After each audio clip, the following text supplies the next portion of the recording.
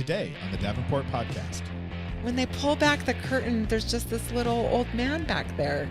Wah, wah, wah. Sometimes it's your sixth grade teacher. Bad tacos, didn't have.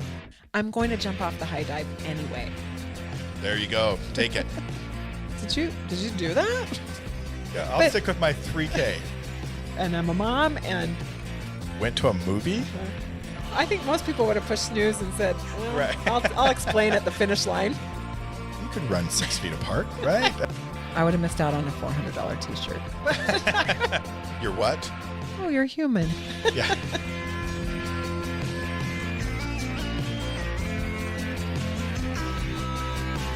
Welcome back to the Davenport Podcast. Hi, Jamie. Hi, Guy. How was your week this week? It was busy. Busy. I'll say that. It was really busy, Yeah. but also exciting. Yeah, we had some stuff going. I agree. Yeah. Work was busy, but podcast land was busy. Yeah. It was exciting.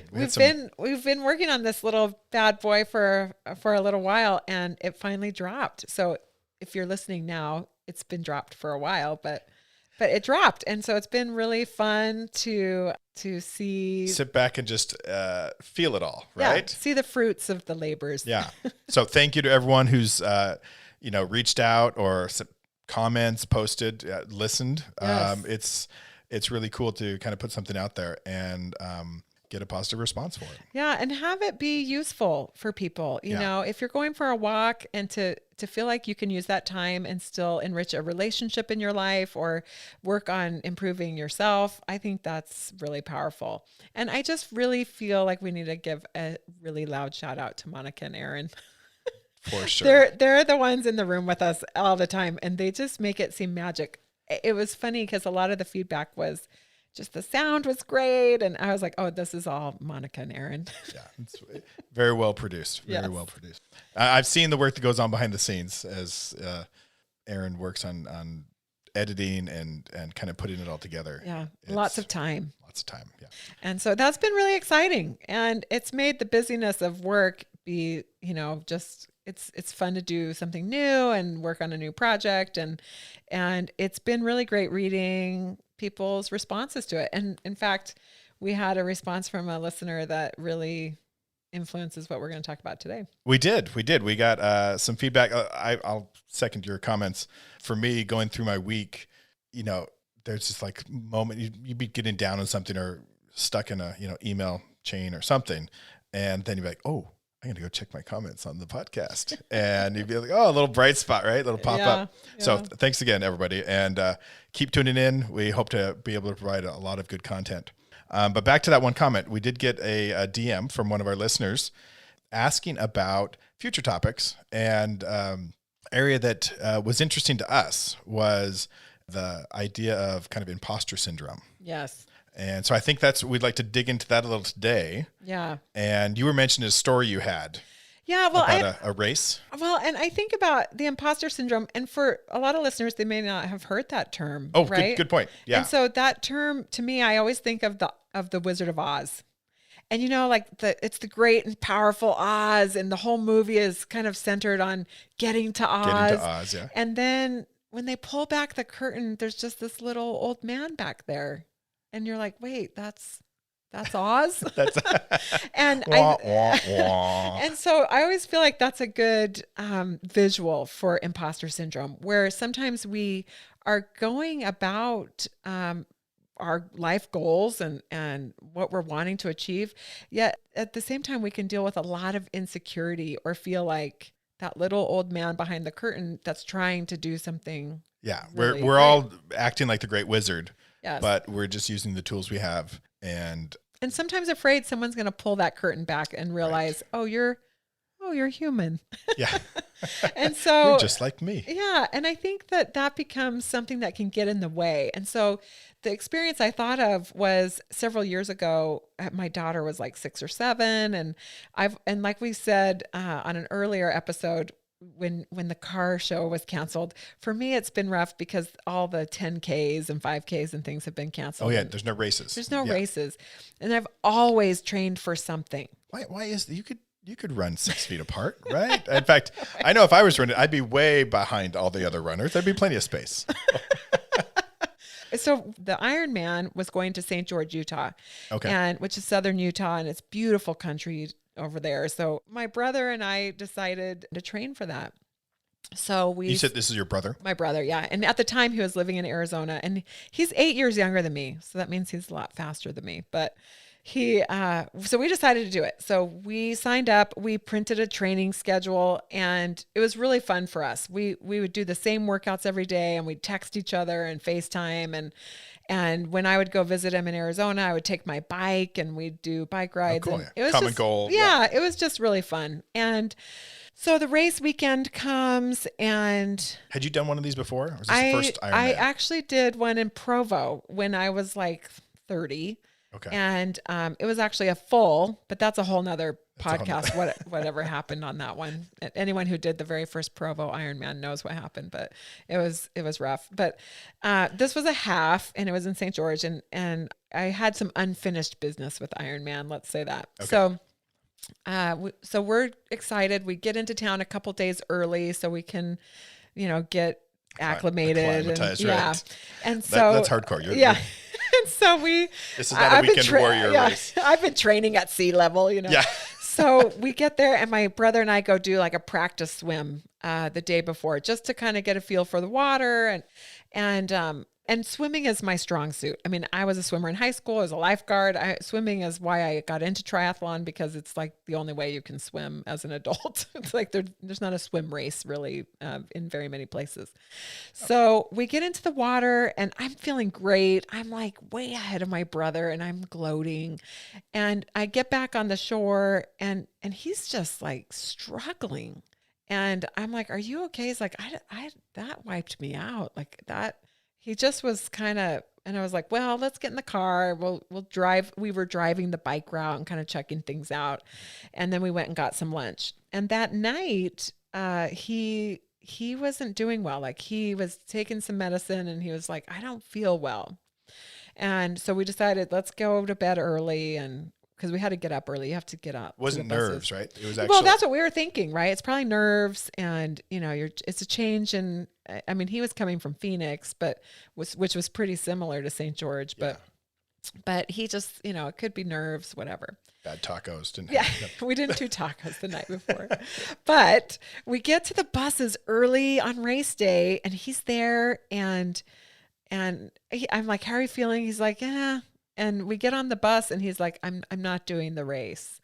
And he told me he'd been up all night. He'd been throwing up, and it just wasn't a smart decision for him to race. But he got on the bus with you. Oh yeah. He totally met me at the bus. Is like totally good brother, right? Like, I think most people would have pushed snooze and said, well, right. I'll explain at the finish line. Isn't that what texting's for now? Right. And so, but I thought it was nice. He got me to the start, and I think he knew I was going to panic a little bit without him being there. Yeah. I'd love to see that interaction on the bus. Yeah. You're what? Yeah. I panicked, and we get off the bus, and I'm standing there, and because of my age and my gender, I'm starting at the back. Okay. So I'm just watching waves of swimmers go. And they all have washboard stomachs, and they've shaved their heads. And, these guys they're all serious, and they have Ironman tattoos on their calves, and just all of a sudden I was like, oh, they're going to pull the curtain back and be like, step away from the start line. You do not belong. Yeah. Like they didn't know you were there. And all of a sudden, oh, wait, stop Yes. Ma'am, please come back. You're obviously one of the spectators has made their way into the crowd. And what is that also? One of these is not like the other. Right. That's what it felt like. So, and my brother's like, it's fine. You're going to be fine. Like, you got this. And so I said to him, my whole goal is to not throw up. Like, if I just get through the day without throwing up, and I can finish without them taking the finish line down, I'll be happy. But I found myself wrestling throughout the day, like I'd see, like I did great in the swim, and then all the people I passed on the swim were passing me on the bike, and So just back up. So you started, you had these feelings, but you were able to start. Mm-hmm. But I think and it's they because didn't go away. They came back. They would come back, but I think I could start because I was confident in the training I had done. Okay. But in the back of my mind, I was like, should I be? Like, did I train enough? But I got in the water, but when it comes to the swim, I am confident. Yeah. And so I was passing men who had started before me, because you're capped by color according to age and gender and all of this.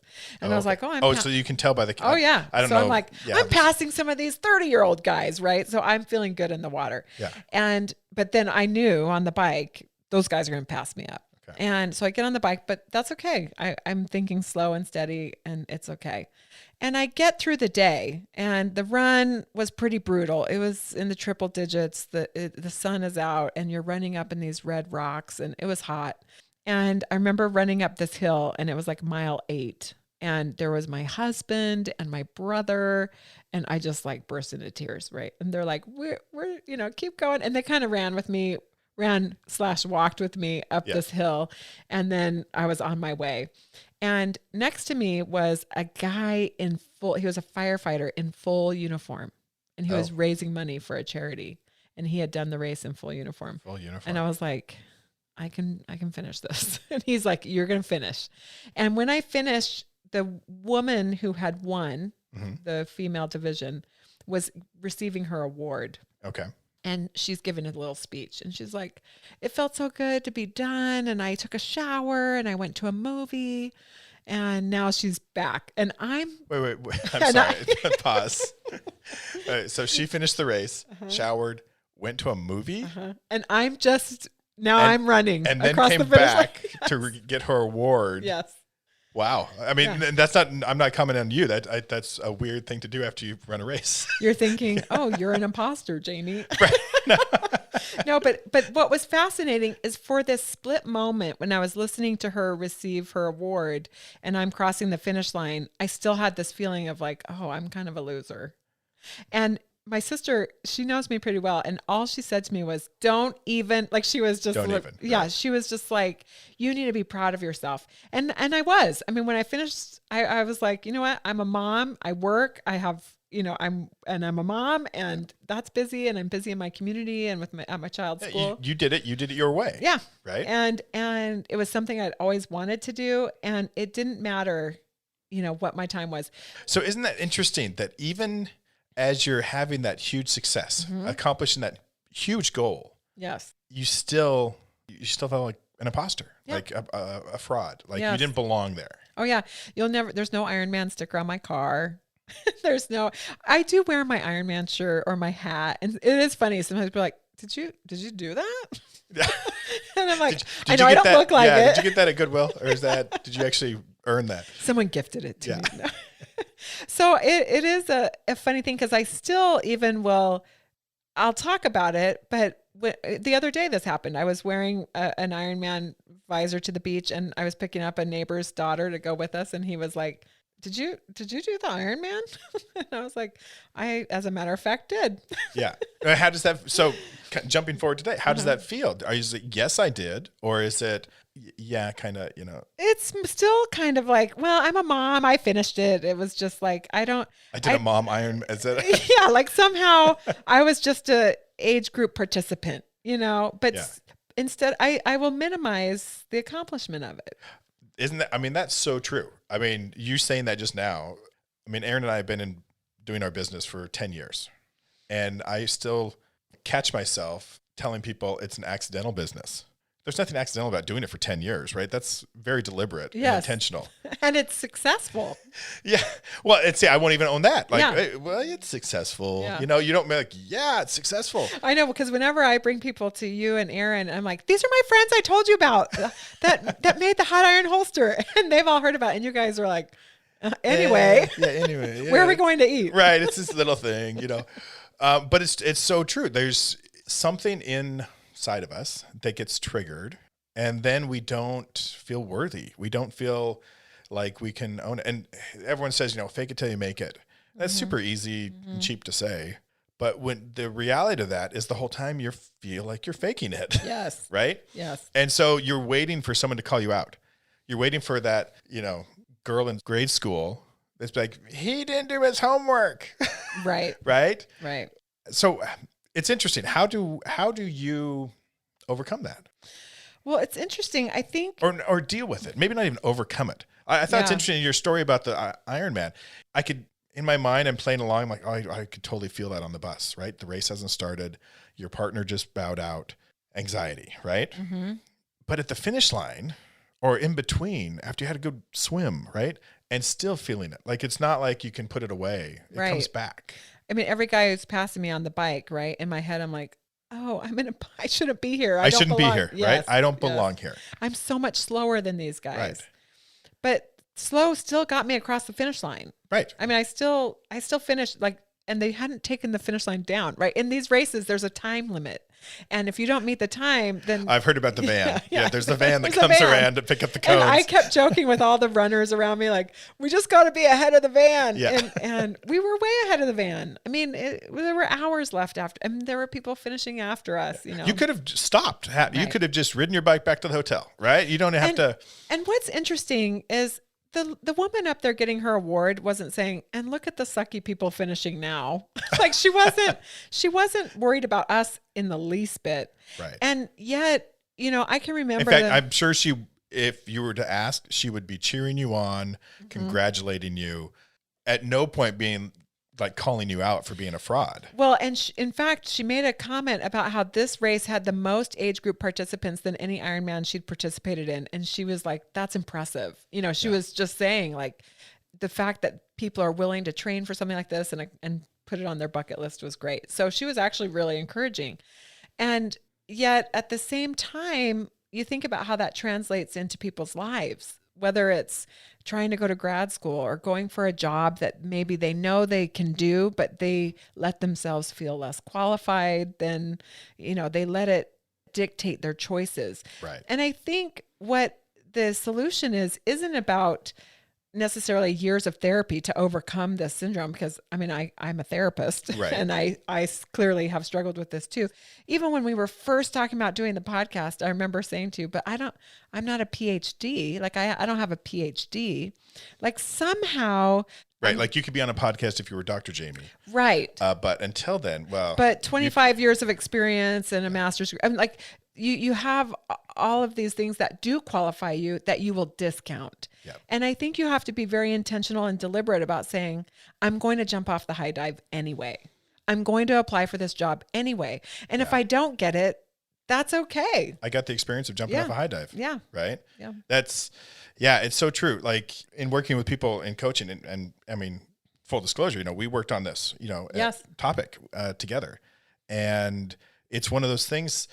There's kind of that perspective shift, but there's also that acknowledgement of, like, all those voices, those inner critical voices, right? That are there trying to tell you you're not enough. You shouldn't be here, right? What are you doing? You know, you're training. Even like you said, I did all this training. I felt confident in my training, and then I didn't feel confident in my training, right? Yes. And that kind of inner critic that is constantly there to beat you up.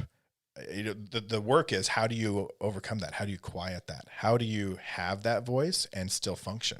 Right? How do you finish the race? Well, and I think sometimes you have to ask yourself, what will I miss out in my life by listening to that voice? Yeah. Well, I'm going to miss out on some opportunities, and I would have missed out on a $400 t-shirt. But I think here, I got the analogy here, right? Life's a race, right? We're all running at different speeds. Mm-hmm. We may even be running to a different location. Well, and the reality is, the first time I ever was intrigued by the Ironman is I was watching the Hawaii Ironman on TV. Oh, okay. And that's always a splashy one that, like, oh, I should do an Ironman. Yeah. Lots of $400 going out. Yeah, when you say 105 degrees in St. George is lovely, but not at 105 degrees. Right. And so I just remember, though, watching these guys who were the professionals, but they showed a guy at the finish line, like at 11:30 at night. Like, they shut it down, and that's a full Ironman. And so at midnight, the finish line comes down. They break it down. Okay. And there's this man who had been training, but he was a dad, and, you know, full-time job, and it's 11:30 at night, and his legs had cramped, and he was crawling. Oh. He was crawling across the finish line, and the people that were at the finish line, everyone's in tears, and they're just. I mean, you wanted to pick this man up and carry him across the finish line. And he finished that race. And I just remember thinking, when I crossed the finish line, as I was going through that battle in my own mind, was actually, there's something really exciting rooting for the one who isn't the professional. for rooting for the part-time employee mom who is like, hey, I'm going to do this, or whatever that looks like, or whatever job you're applying for, or whatever thing you're kind of aspiring for in your life. It's just saying, so what if it doesn't work? Right. I mean, you back that out into, everyday life. You know, where does this syndrome, as they call it, where does this show up? What limiting behavior are we maintaining because we're afraid of being called out as a fraud, right? It's everywhere. Yes. And if you think about the Wizard of Oz, he still, at the end, even when they find out who he really is, helps them find the solution, right? Helps Dorothy get home. He just wasn't this grandiose Oz. Right. When they found out, it's not like it stopped. Right. Like it wasn't an illusion. Right. There was still power in what he was there to accomplish with the people who are trying to find him. Right. And so then you don't wait to live your dream until you have your PhD or until you get your dream job. You have to take those steps along the way that get you a little closer to where you want to go. Yeah. And that requires risk. And sometimes we're risk averse. Yep. I think going back to kind of our business, right? That risk aversion is huge, right? That stops a lot of people from doing things. And sometimes that's warranted, right? The risk is legitimate. Well, think about when you had to make a decision to leave your full-time employment. Right. Where this was no longer just like this thing we're doing in our garage. It's like we're getting a warehouse. Right. Right. And we're putting all this money into product, and we gotta, I think for me at the time, it energized me, right? Doesn't mean that every day is energizing. It doesn't mean that there aren't thoughts of what have I done, right? But if you lean into the core of why you started it, right? The possibility of building something new and growing a business, learning everything you can from that process, kind of pulls you forward, right? It's like your brother running with you. Yes. And then your brother's not there, right? Yeah. And yet you're still running. So you look forward to kind of the next thing down the road that is your goal, that keeps you going. Yes. Yeah, I think the imposter syndrome is so. I've talked openly with people about this over the years. You know, when you start your own business, you jump out of that safety net that is, corporate life, corporate America, and you're kind of just free floating, right? And looking for a shore and like second guessing, what did I do? But the whole time, at least for me, I leaned on my optimism to say there's something more out there, and I'm enjoying the search. Yeah. Right. Yeah. And for you, that's a core value of yours. Yeah. So that serves you well. Right. And there's variety too. There's, kind of things that every day was different, but I feel like I'd love to say it gets easier, but I think it's just, you have the tools. Like if you can identify the behavior in yourself and you have the tools to deal with it, whether it's like back to your story, the swimming, or whether it's the confidence of knowing I've trained, and even be able to see the finish line. Yeah. It keeps you going on those darker days when you maybe don't feel as worthy to be there. Right. And, you think about how many times have you been asked to write a letter of recommendation for someone or be a referral for someone? And, and even, someone asked me to do a letter for grad school, and she was giving me a list of all the reasons why I might not want to write this letter. And I said to her, let's talk about all the reasons why I'm so excited to write this letter for you. And she was like, oh, and I knew her as a teenager and all of that. And now she's getting ready to go to grad school. And I just thought, I'm flattered and honored that you would want me to write this letter for you. And I'm happy to do it. But it's a little bit of that. And I asked her, why don't you think you deserve to be there? Yeah. And she didn't have an answer, but it's this idea that somehow, oh gosh, they're going to find me out. They're going to find me out. Right. We don't want to expose ourselves. So we're just going to avoid the whole thing. Yeah. Yeah. So and that's the killer of dreams, right? Yes. Like if you have that mentality, it's so easy to just not act on anything. Yeah. Right. You have an idea. I call it Eeyore. It's the Eeyore syndrome, right? Oh, well, doesn't matter anyway. Yeah. I'll just stay home. I'm not going to start a business. I'm not going to run a race. Yeah. And then years go by and you're like, what am I doing? Right? Who am I? Yeah. And it's a practice thing. I think, if anyone's listening, they're like, yeah, who am I? You bummed me out. Thanks. It's more of a acknowledgement that if that's where you're at, what do you want? Yeah. It's a simple question. What do you want? Yes. And if it's running an Ironman, starting a business, going to grad school, that's a valuable, it's your goal. It's valuable. Yeah. Inherently. Don't let anyone else's judgment kind of tell you what that is. And don't give up on it at the first no. Because that's great. Mother-in-law, she was a mezzo-soprano for the New York Met. She's a graduate of Juilliard. Yeah. And that's some good work. That's a lot of work. That's a lot of work. And it doesn't run in the family. I don't know what the mezzo-soprano part is, but it sounds. Well, we think it skips a generation because my daughter actually really can sing, but my husband, we're like, it must skip a generation. He likes to sing loud. You guys are the incubators. Yeah, we're the incubators. I'm just picturing Dave. He likes to sing loud. But maybe not like his mother's quality, I guess.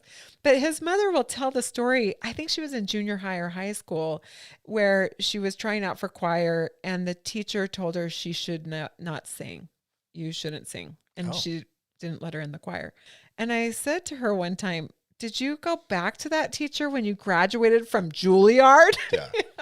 And it's just interesting that had she listened to that teacher who told her to stop singing, I mean, she has a wicked, you can look her up and find her biography. And she's traveled all over the world singing. Well, and I think that's the other trap that we fall into is it's easy to say, well, I'm not a singer. Right. Right. Instead, I've said those words. Someone can say, please don't sing, or I don't think you should sing. That's could be a temporary state. That could be a momentary thing. Mm-hmm. You are not a singer. Oh, well, then now you've labeled me for life, right? I don't sing.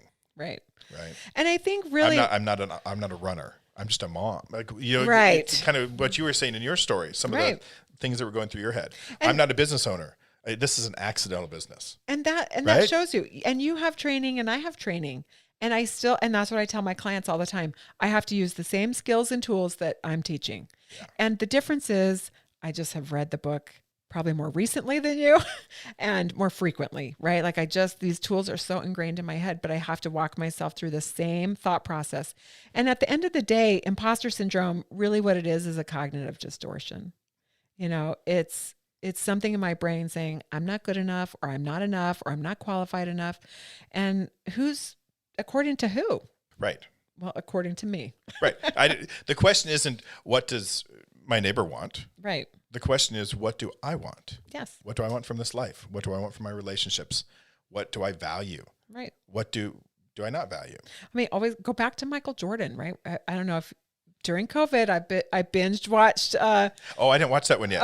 What is it called? I can't remember what it's called. Anyway, it's the Michael Jordan story, right? And it's on Netflix, but it was so good. And I think because that's my college years and high school years was Michael Jordan. And, when he talks about getting cut from the high school basketball team, you're like, what if Michael Jordan never picked up a basketball because he got cut? Right. But he knew. He's like, no, I'm going to keep playing. And it wasn't this intrinsic talent. It was also, he knew that he was going to work. And it shows him being sick and having food poisoning, and he plays through these games. And it was a playoff game, and he's playing through being sick. I mean, just a phenomenal work ethic. Yeah. And so I just don't think he took no for an answer. And there's a lot of times we do just let somebody or culture or whatever say no to us. And I think we're the ones who have to decide, well, no, I don't want to do that. That's not what I want. Yeah. But I do want this, so I'm going to go for this. Yeah. And it's something you practice. Thanks, Monica. Monica held up a sign. It's The Last Dance is the The Last Netflix. Dance. Yes. Perfect. Yes. Watch it. It's good. It was very insightful. Put on my list this weekend. I think there is some language if you have kids. Okay. Good disclosure. I'm an all or nothing kind of person too. So I think there's a lot of times where if I'm not, what I'm trying to say is baby steps. Yeah. Baby steps, right? If this is an issue for you or you feeling an imposter, do a little and see how that feels, and then build up to it, right? When we started our business, we didn't just walk into QVC and said, there you go, take it. We did a prototype. We kind of liked how the prototype looked. We thought it might work. I started looking into trade shows. We went to a trade show. We faked it. I call it the little, it's like a little dog and pony show. We had these teeny little booths, 5 foot wide booth. And you just stood at the front with your invention. And you just were like a happy puppy dog. Like, do you want to talk to me? Talk to me. But I remember consciously talking to my wife. I don't know if it was on the plane or as we're walking into the convention center. If anyone's been to Chicago and McCormick Place, I mean, with COVID, this feels like such a thing of yesterday. Years ago, trade when show. I was a boy. 60,000 people in one place for a trade show, touching everything. Yeah. But we walked into McCormick Place, and like the ceiling, I know it's like 50 feet high. It's huge, right? There's tractors inside the building moving around. Yeah. And we were like, if we're doing this, we're doing this. This weekend, we belong here, right?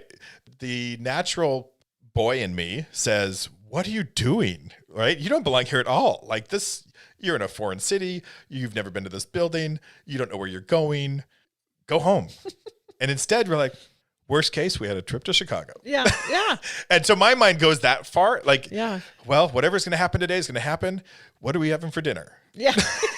Let's get some of that Chicago style pizza. I heard that's pretty good. Right. And I think when you approach it that way, you still come out unscathed.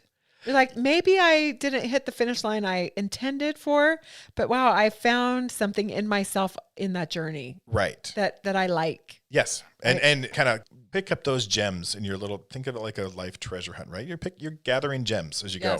Yeah. And it's something that about that time, I think it kind of started in college. I got the mentality, this little saying in my head that I always like, what's the worst that can happen? And if that's acceptable, if that's not horrible, I'd probably do it, right? So what's the worst that could happen at this trade show? It's going to bomb. I'll feel embarrassed. Like they won't like the product. This will all be a waste of time, but I get some Chicago style pizza for dinner. Yeah. Okay. I can make it through the next 8 hours. Let's do that. Yeah. And fortunate for us, it didn't turn out that way. We went in, we had our marketing, we did our pitch. They liked the product. It took off, and here we are 10 years later. Yeah. But if we had just not opened that door, if we walked in and turned around and walked back out because it was too intimidating or scary or unknown, the last 10 years would have been totally different. Yeah. I mean, you guys shaped something in your life. That's part of your history. I tell Aaron that all the time. I say, Aaron, you invented a product that did not exist physically. Yes. Was not a thing. And now it's in my bathroom and I think I can't live without it. Yeah, it's in 1 million people's bathrooms. Right. That's what kills me.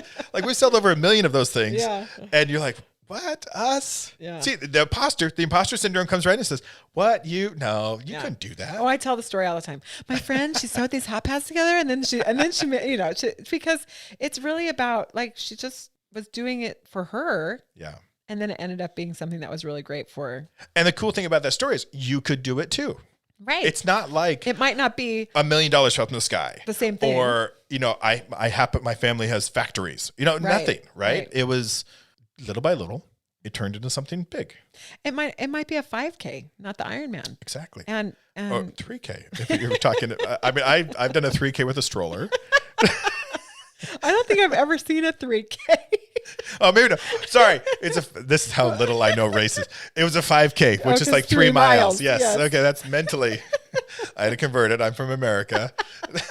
That's true. No, it is funny though, right? Because it's just about just sign yourself up for whatever it is in your life you're wanting to do. And no matter what it is. And I think be intentional and deliberate about how you want to live your life and recognize that whatever that negative voice is, sometimes it comes from your childhood. Sometimes it's your 6th grade teacher or whatever, but you actually in your adult life have power to decide what you're going to listen to. And so have that confidence in your training or in your dream or whatever that is to move forward anyway. And acknowledge it's easy to say, oh, this is like a kid's thing, right? Like, oh, like we have a daughter in high school, right? 9th grade. And you always think, oh, I need to teach them how to, do this or do that. And they're going to, be unsure of themselves. Mm-hmm. And this is just a stage in life where you kind of learn to embrace that. But as adults, right? It's just equally as big a problem. Absolutely. Sometimes worse. Like we feel like we've gone over the hump and now we're on the downside. And what do? Right. Right. I mean, how many of our friends do we have this conversation with, right? Where they're like, I want this job or I want to do this, but I just. And that's a key point. Conversation. Like we don't need to hide it.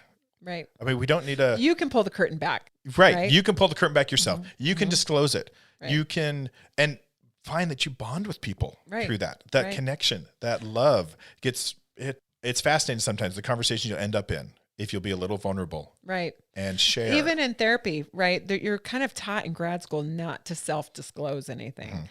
And I've trained with Terry Reel and these guys back in Boston, and he's actually the opposite. Like you appropriately self-disclose, obviously.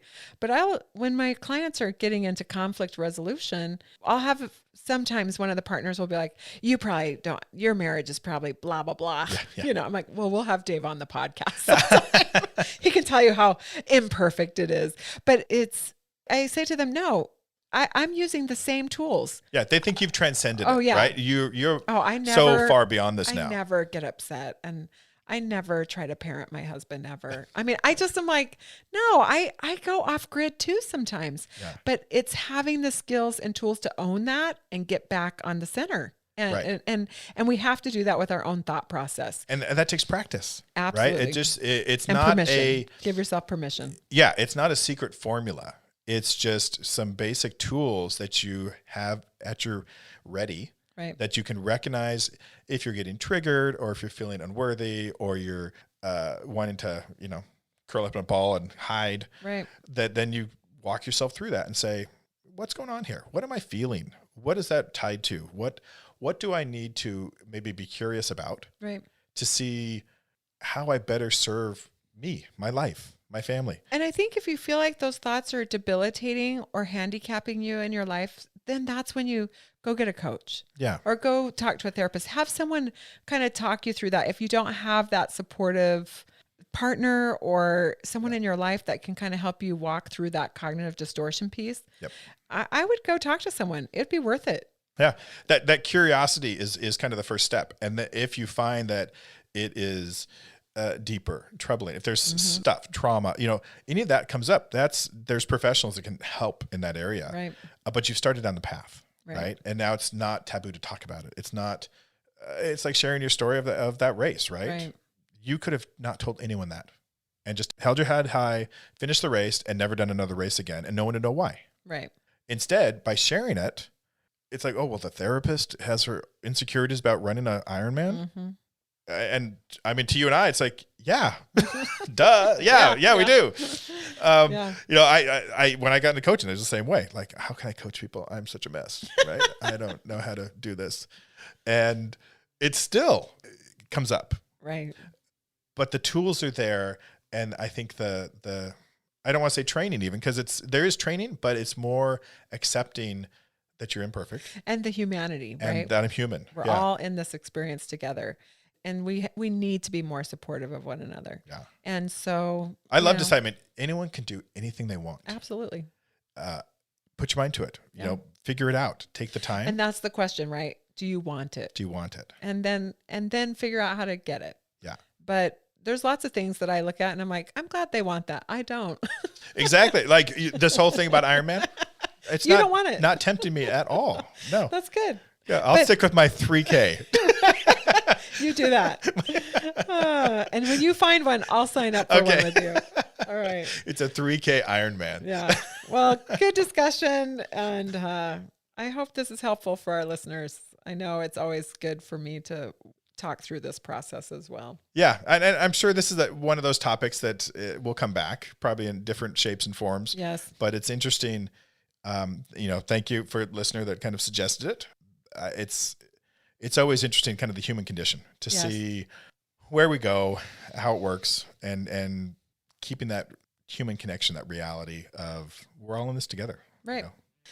So good week. Good to see you. Good talking. Until next time. Sounds good. See you next week. Okay. Take care.